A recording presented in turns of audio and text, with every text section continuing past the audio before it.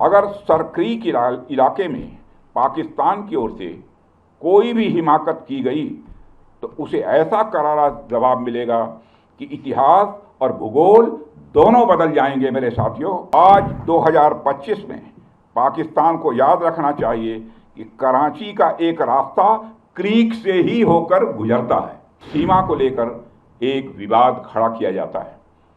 भारत ने कई बार बातचीत के रास्ते इसका समाधान करने का प्रयास किया है, मगर पाकिस्तान की नीयत में खोट है।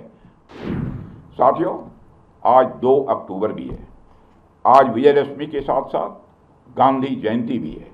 जब मैं मनोबल की बात कर रहा हूं तो स्वाभाविक रूप से हम सबका ध्यान महात्मा गांधी जी की ओर भी जाता है। वह तो अपने आप में मनोबल के एक ज्वलंत उदाहरण थे।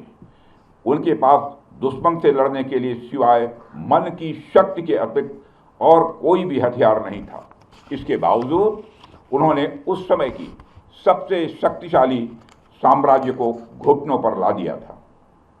फिर हमारे सैनिकों के पास तो शस्त्र भी है और मनोबल भी है, और हमारे सामने तो कोई चुनौती टिक ही नहीं सकती है। साथियों, ऑपरेशन सिंदूर के दौरान हमारी आर्म्ड फोर्सेस ने यह दिखा दिया कि भारत की संप्रभुता को चुनौती देने वाली ताकतें चाहे जहां कहीं भी छिपी हों, हम उन्हें ढूंढकर उनका खात्मा करने की शक्ति रखते हैं। दुनिया की कोई भी ताकत हो, यदि वह हमारी संप्रभुता को चुनौती देगी तो भारत चुप नहीं रहेगा। श्री रामचरितमानस में एक चौपाई में भगवान श्री राम ने भी कहा है, देव दनुज भूपति भट नाना, संबल अधिक हो बलवाना, जो रण हमहि पचारे कोई, लड़हि सुखेन कालु किन होई। मतलब वो चाहे कोई भी हो, यदि रण में हमें ललकारे तो हम उससे सुखपूर्वक लड़ेंगे, चाहे वह काल ही क्यों न हो। इसी प्रकार आज का भारत कहता है, चाहे आतंकवाद हो या किसी भी तरह की समस्या, हम सबसे निपटने और जीतने की पूरी क्षमता रखते हैं। साथियों, ऑपरेशन सिंदूर के दौरान पाकिस्तान ने लेह से लेकर सरक्रीक के इस इलाके तक भारत के डिफेंस सिस्टम को भेजने की नाकाम कोशिश की। भारत के डिफेंस सिस्टम को उन्होंने भेजने की एक नाकाम कोशिश की, जबकि भारत की सेनाओं ने अपनी जवाबी कार्रवाई में पाकिस्तानी एयर डिफेंस सिस्टम को पूरी तरह से एक्सपोज कर दिया और दुनिया को यह भी संदेश दे दिया कि भारत की सेनाएं जब चाहें, जहां चाहें और जैसे भी चाहें पाकिस्तान को भारी नुकसान पहुंचा सकती हैं। अपने सामर्थ्य के बावजूद हमने संयम का परिचय दिया, क्योंकि हमारी सैन्य कार्रवाई आतंकवाद के विरोध में थी।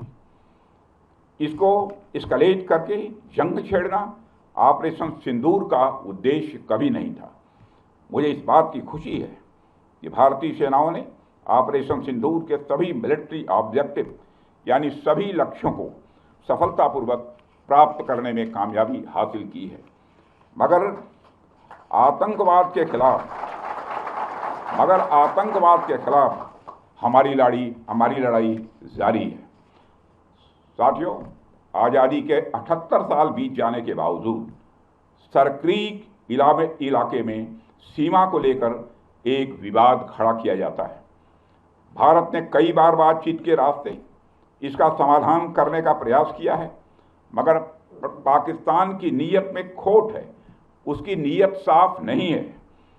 जिस तरह से हाल में पाकिस्तान की फौज ने सरक्रीक के सटे इलाकों में अपना मिलिट्री इंफ्रास्ट्रक्चर बढ़ाया है, वह उसकी नीयत बताता है।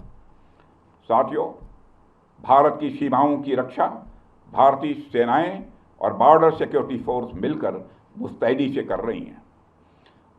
अगर सरक्रीक इलाके में पाकिस्तान की ओर से कोई भी हिमाकत की गई तो उसे ऐसा करारा जवाब मिलेगा कि इतिहास और भूगोल दोनों बदल जाएंगे। मेरे साथियों, और 1965 की जंग में भारत की सेना ने लाहौर तक पहुंचने का सामर्थ्य भी दिखाया।